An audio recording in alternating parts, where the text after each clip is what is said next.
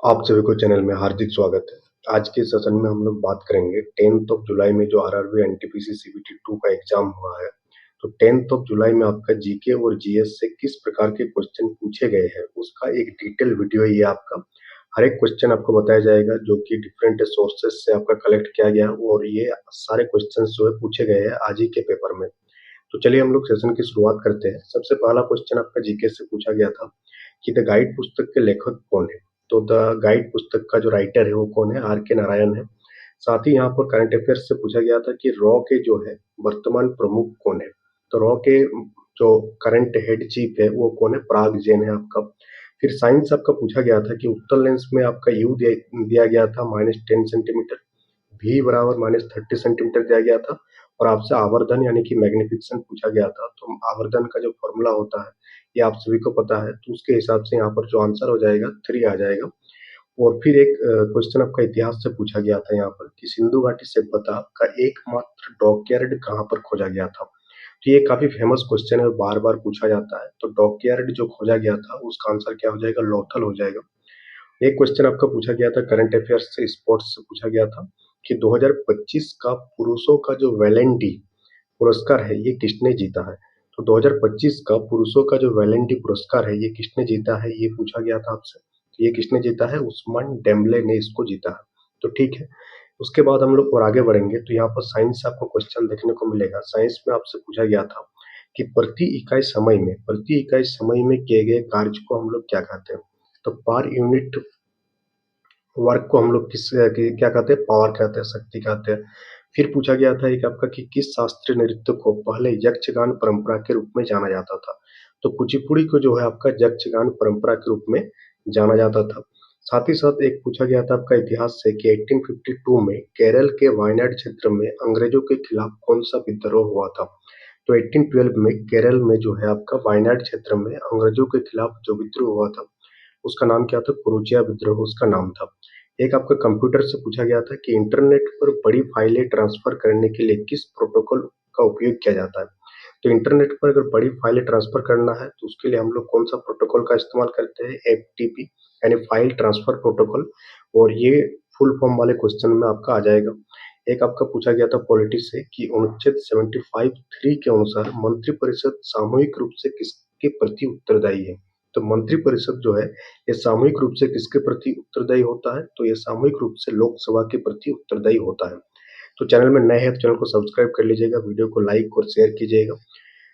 साथ ही साथ आपका ज्योग्राफी से पूछा गया था कि भारत में किस नदी का जलग्रहण क्षेत्र जो है वो सबसे बड़ा है। तो हम लोग सभी जानते हैं कि 2500 किलोमीटर लंबाई के साथ भारत की सबसे लंबी नदी कौन सा है, आपका गंगा नदी है। और गंगा नदी का जो जलग्रहण क्षमता है ये सबसे बड़ा है। फिर आपका साइंस से क्वेश्चन पूछा गया था कि विभवोत्तक उत्तक और अन्य उत्तकों के बीच अंतर क्या है।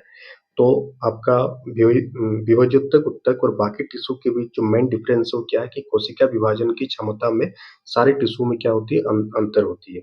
फिर आपका फिजिक्स से आपका न्यूमेरिकल से संबंधित एक क्वेश्चन था कि 30 न्यूटन बाहरी बल और 30 न्यूटन विपरीत घर्षण बल का शुद्ध परिणाम क्या होगा। तो एक्सटर्नल बाहरी बल और 30 न्यूटन का विपरीत घर्षण बल लगाएंगे तो क्या हो जाएगा, शुद्ध जो नेट फोर्स है वो क्या हो जाएगा, आपका जीरो हो जाएगा और वस्तु क्या रहेगा, आपका स्थिर ही रहेगी।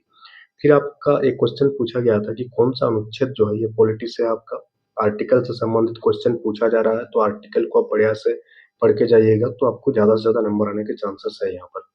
फिर पूछा गया था कि कौन सा अनुच्छेद जो है राज्य को लोक कल्याण के लिए सामाजिक व्यवस्था बनाने का निर्देश देता है। तो ये आर्टिकल 38 हो जाएगा आपका। तो कुछ इंपॉर्टेंट आर्टिकल का क्लासेस का वीडियो बना दिया जाएगा ऑनलाइनर फॉर्मेट में। 200 ऑनलाइनर फॉर्मेट कल आपको अपलोड कर दिया जाएगा, किसका, कंप्यूटर साइंस का। फिर आपका पूछा गया था करंट अफेयर्स से कि 2025 में अर्थशास्त्र का नोबेल पुरस्कार किसे दिया गया था।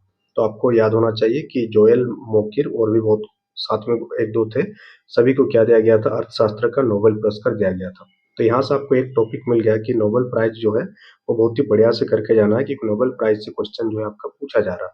तो नोबेल प्राइज पर आपको ध्यान देकर जाना है यहाँ पर। नेक्स्ट यहाँ पर क्वेश्चन पूछा गया था, अगर आप यहाँ ध्यान से देखेंगे तो त्रिस्तरीय पंचायत यानी कि पंचायत से संबंधित क्वेश्चन आपका आर्टिकल में पूछा गया है कि त्रिस्तरीय पंचायत के गठन से संबंधित आर्टिकल कौन सा है। तो आर्टिकल 243 बी जो है ये आपका थ्री टायर पंचायत सिस्टम से है, तो आर्टिकल 243 बी आपको यहाँ पर याद रखना है। फिर पूछा गया था कि आक्रामक विदेशी प्रजातियों पर रिपोर्ट के लिए किस संगठन ने विशेषज्ञ समिति बनाई है? तो समिति का नाम क्या हो जाएगा? राष्ट्रीय जैव विविधता प्राधिकरण, नेशनल बायोडाइवर्सिटी, ये आपको याद रखना। फिर आपको साइंस से क्वेश्चन पूछा गया था कि 10 ओम तार को दो बराबर टुकड़ों में काटकर समानांतर जोड़ने पर तुल्य प्रतिरोध क्या होगा? यानी 10 ओम के कोई तार है, वायर है, उसको दो बराबर टुकड़ों में काटेंगे तो कितना आएगा? 5 ओम आएगा। और फिर उसको आप समानांतर क्रम में जोड़ेंगे तो समानांतर क्रम का जो फॉर्मूला होता है 1/r equal to 1/r1 plus r2। तो यहाँ से जब आप निकालेंगे तो आंसर क्या आ जाएगा? 2.5 ओम आपका यहाँ पर आंसर आ जाएगा।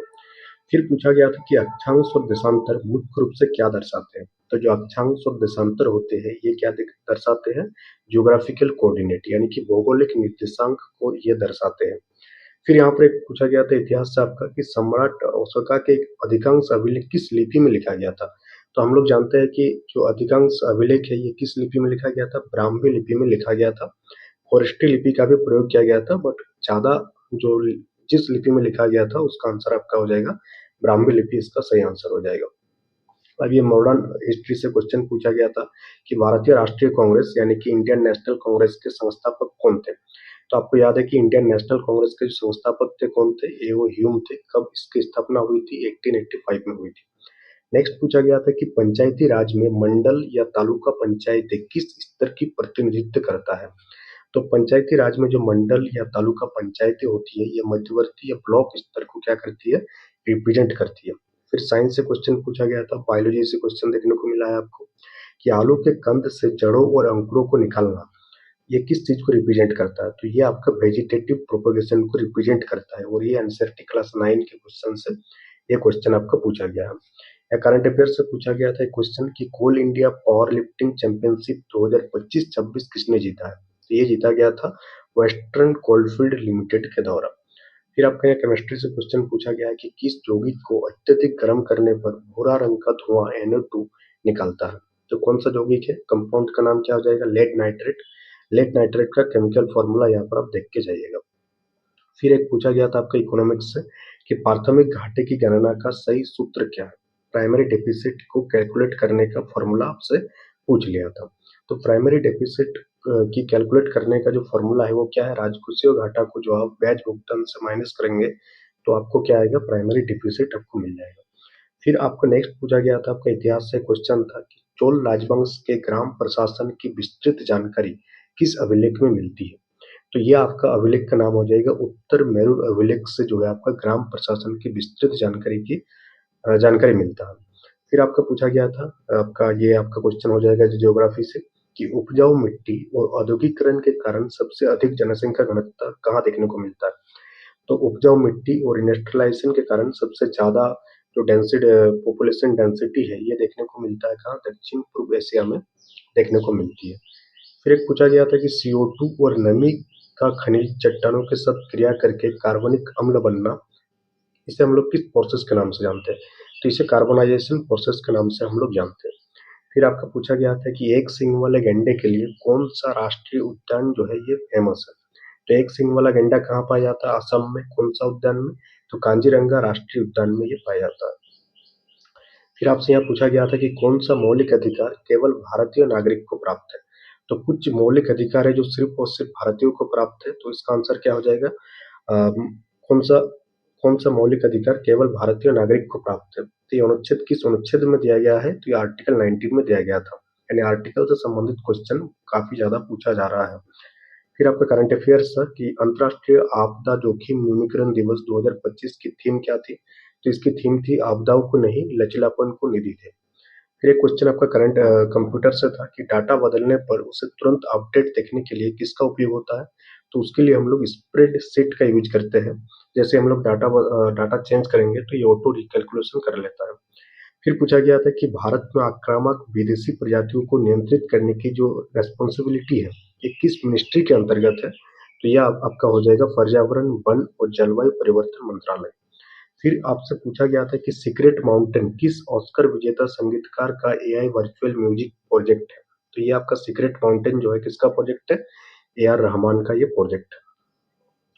फिर आपसे पूछा गया था कि शांति विधेयक 2025 के तहत किस बोर्ड को जो है वैधानिक मान्यता देने का प्रस्ताव है। तो परमाणु ऊर्जा नियामक बोर्ड को जो है एक वैधानिक मान्यता देने की प्रस्ताव है 2025 शांति विधेयक के अंतर्गत। नेक्स्ट पूछा गया था कि कोलकाता में जो मार्बल प्लेस है का निर्माण किसने कराया था। ये निर्माण हुआ था 1835 में और इसका निर्माण कराया था राजा राजेंद्र मलिक के द्वारा ये निर्माण किया गया था। फिर एक बहुत ही आसान सा क्वेश्चन पूछा गया था कि कपास की खेती के लिए सर्वाधिक जल धारण क्षमता वाली उपयुक्त मिट्टी कौन सी है। तो काली मिट्टी इसका आंसर हो जाएगा। फिर आपका पूछा गया था कि महाराष्ट्र की कौन सी गुफाएं यूनेस्को यूनेस्को विश्व धरोहर में शामिल है। तो यूनेस्को वर्ल्ड हेरिटेज में शामिल है कौन सा आपका अजंता और एलोरा की गुफा। कुद्रेमुख लौह अयस्क खदान भारत के किस राज्य में स्थित है। तो ये आपका कर्नाटक राज्य में ये आपका सिचुएटेड है।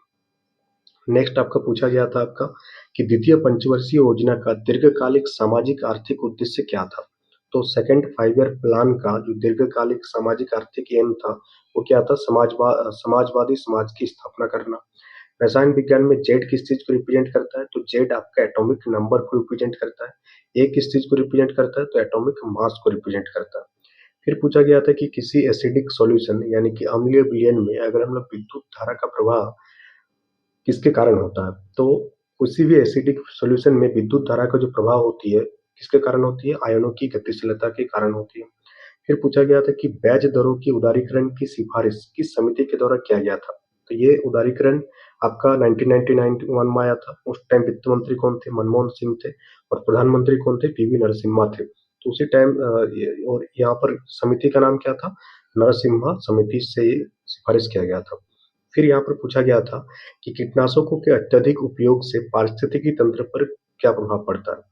तो अगर ज्यादा कीटनाशक का यूज करेंगे तो पक्षियों की कमी और ऊर्जा स्तर में गिरावट आएगा। तो यहाँ पर आप देखें कि कुछ इंपॉर्टेंट फैक्ट यहाँ से सामने निकल कर आ रहा है कि संविधान के अनुच्छेद से बहुत ज्यादा क्वेश्चन पूछा जा रहा है। तो सारा आर्टिकल को आपको बढ़िया से देख कर जाना है। जैसे यहाँ पूछा गया था आर्टिकल 19, आर्टिकल 38, आर्टिकल 75(3) और आर्टिकल 243(b). फिर आपका साइंस से आपका आवर्धन से एक न्यूमेरिकल था। फिर जो समानांतर सरणी और वाले से एक न्यूमेरिकल था। प्रतीक से क्वेश्चन पूछा जा रहा है। लेड नाइट्रेट से क्वेश्चन पूछा गया था। समिति से क्वेश्चन पूछा जा रहा है। तो ये सारे टॉपिक आपको बहुत ही बढ़िया से देखकर जाना है जिसका आगे एग्जाम है। और कल कंप्यूटर का आपका 200 ऑनलाइनर फॉर्मेट में आपको प्रोवाइड कराया जाएगा जो बार बार रेलवे के एग्जाम में रिपीटेडली पूछा गया है। तो अगर ये आप चाहते हैं कि करा दे तो कमेंट बॉक्स में कमेंट करके लिखिएगा। साथ ही और भी क्वेश्चंस अगर आप जो यहाँ पर कवर नहीं हुआ आपको पता है तो वो सारे क्वेश्चन को आप क्या करेंगे, कमेंट बॉक्स में कमेंट करके लिखेंगे तो वो भी ऐड करके बता दिया जाएगा ताकि बाकी बच्चों को भी क्या हो जाए, उससे बेनिफिट हो जाए। तो ये कंप्लीट आपका सेशन था जिसमें आज 10 जुलाई को एनटीपीसी में जितने भी क्वेश्चन पूछे गए हैं उसका एक ओवरव्यू था। तो इसी टाइप के क्वेश्चन पूछे जा रहे हैं। इससे आपको तैयारी करने में और आसानी होगा, आपको चीज़ों को समझने में आसानी होगा।